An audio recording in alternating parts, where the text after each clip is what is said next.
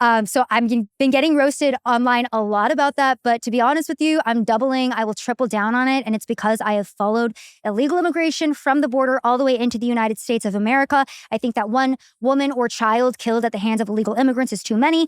And what I always revert back to is the 2018 case of Molly Tibbetts, who was killed by an illegal immigrant who was a farm worker with no criminal record. This is why I think that we need to have mass deportations with no exceptions, quite frankly, because also, too, the other aspect of this is seeing people waving Mexican flags on the streets of LA. Yeah.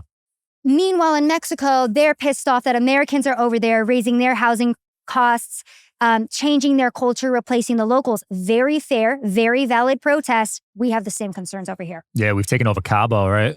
Houses are like millions of dollars in Cabo, Mexico now. Exactly. And, the people in Mexico are mad too, because they're like, you need to come to Mexico and learn Spanish. Stop trying to speak English over here. And it's like, damn, agree. Come to America, speak English. Go to Mexico, speak Spanish. And I think that, we are seeing a lot of that same reflection. And I think it's a fair thing. If you want to preserve your country, culture, and people and have things affordable for that population, that's a very fair argument to make. Yeah. And speaking of LA, I know you've done a lot of investigations there. Did you see the marijuana farm, what just happened there? I did. Crazy. It's just absolutely insane. And I think the biggest aspect of this story is the fact that children were being utilized for labor purposes on this farm. This is something that's been happening for years at this point. A lot of people scoff at that 300,000 missing children number under the Biden administration, but it's very real. And I've spoken to National Guardsmen, I've spoken to Border Patrol, who themselves picked up these children who were thrown over the border wall, thrown into barbed wire in the middle of the night and abandoned by the cartel, as a way to get them into the country. Jeez. Other children who were utilized as a way to create families to allow people to continue to come in again and again and again. Same child being utilized, but their family, so they're immediately granted access into the United States of America. So truly, at the end of the day, look, I'm pro-life. I want children protected. And I'm happy that these children are not being utilized for child labor anymore. 300,000 is no joke. Is that per year? No, that was overall from the time that Joe Biden got into office. Those were official DHS numbers. They had started off at 120, and then it popped all the way up to 300,000. That's like $75K a year. That's a lot of children. And it's kind of unfathomable, right? But also, if you look at the numbers of people, we had a period of time in which you had 10,000 illegal immigrants coming into the United States in just one day. You had 250,000 coming in December of 2023. This was at the peak of the illegal immigration crisis, 250,000 in 1 month. So it seems unfathomable, but then if you look back at the numbers, and like I said, child trafficking is a very big thing. Human trafficking is a very real thing. It's a very lucrative thing for the cartels. So I just am hoping that we're finding these children. And like I said, too, the DHS themselves admitted to these numbers because the way that this program worked is they would have children that they would bring into the United States of America. They would drop them off with sponsors. I actually interviewed a whistleblower back in 2022 who was doing this exact same thing. He came out and blew the whistle because the sponsors he was dropping these kids off to were not vetted. Yeah. So he was essentially taking children and dropping them off in New York with somebody who claimed to know them. Wow. What's the scariest story you've been afraid to report on? Have you ever been fearful over your safety?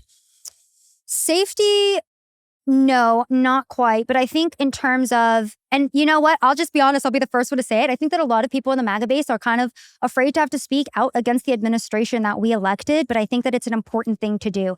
I'm a big fan of President Trump. I love what he's done.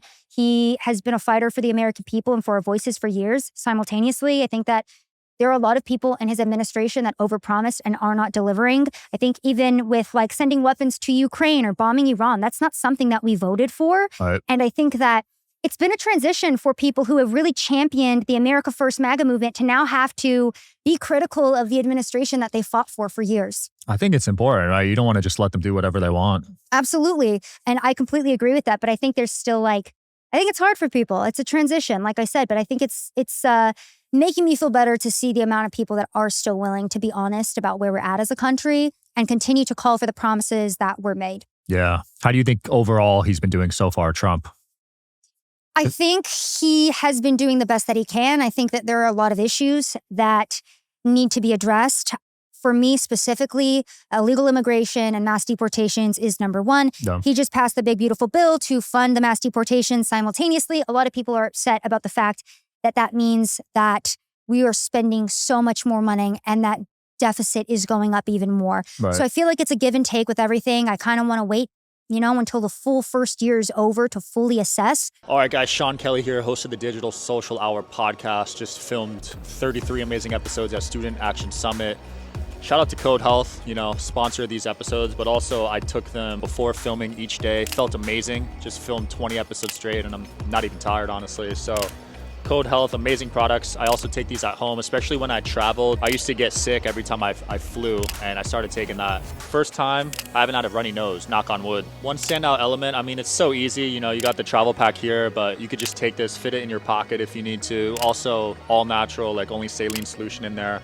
So you don't got to worry about any crazy side effects or anything. Yeah, Code's unique. With supplements, there's a lot of who knows what's in those ingredients. Code Health, I haven't seen much like this, where it's just based off the codes that are in the saline solution. So I would say they're very unique. It's going to be the future of health and medicine.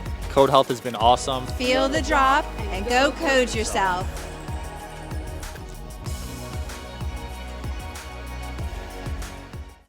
But as of now, I think there's things we could be doing better on, specifically with the DOJ, specifically with those high-level arrests.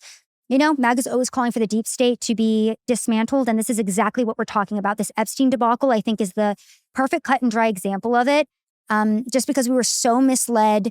And also, too, this has been a very intricate years-long case that has to do with multiple intelligence agencies in multiple countries, and now all of a sudden, it's like, memory hole it, look the other way. Yeah. So I think that's something we very much need to focus in on. That was the worst I've ever seen him handle something, the Epstein stuff. A lot of people are saying that, and I think myself as well. It was kind of shocking to see, especially because of the lead up from Pam Bondi herself. And then also too, look, I love Dan Bongino, Kash Patel, I supported them, but also, they were also complicit in this cover up as well, because they also went on Fox News and kind of stated, well, Jeffrey Epstein committed suicide. This is what we saw, which if that is true, if you are going to be the most transparent administration in American history, then you need to back that up. Because for years, we were told by these very same people that Jeffrey Epstein committed or didn't commit suicide and was murdered. Hopefully we get some answers. Do you believe college is a scam?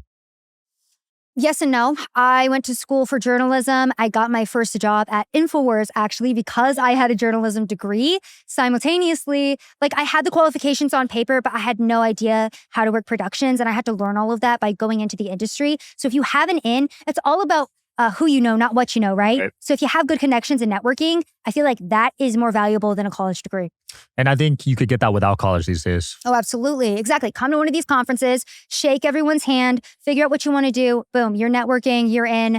And honestly, too, we are so bad as a country at teaching American children about debt and how to handle finances and money. So when they go to college and they are essentially preyed upon by the loan industry, by the college industry, just in terms of these hundreds of thousands of dollars in loans, I think that's a big problem. And it's why we're seeing a lot of the discontent that we're seeing today. Absolutely. So working for Alex Jones, what were some big lessons you learned from that experience? To tell the truth, no matter what, I had a lot of people who, and I was even kind of nervous too when I was working at InfoWars, he was such a pariah. I was working there in 2018 when he got banned off of everything. So this was the first censorship. I remember that. Seeing it firsthand. At the time, it was very taboo to even work at InfoWars or associate with Alex Jones. I think that's kind of where I learned loyalty in politics. Not many people are loyal in this industry. Right. And Alex has a big heart. He really cares. I see that. He works very hard. He believes everything he's saying, whether it sounds crazy or not. He truly does believe what he's saying. And he's able to go on camera and admit when he's wrong. That's something that I've always taken from him. And I think it's one of the most important lessons that I've learned is just to own up to your mistakes, be unapologetic, be truthful at whatever cost that might be. Yeah. Wherever you guys are watching this show, I would truly appreciate it if you follow or subscribe. It helps a lot with the algorithm. It helps us get bigger and better guests, and it helps us grow the team. Truly means a lot. Thank you guys for supporting, and here's the episode.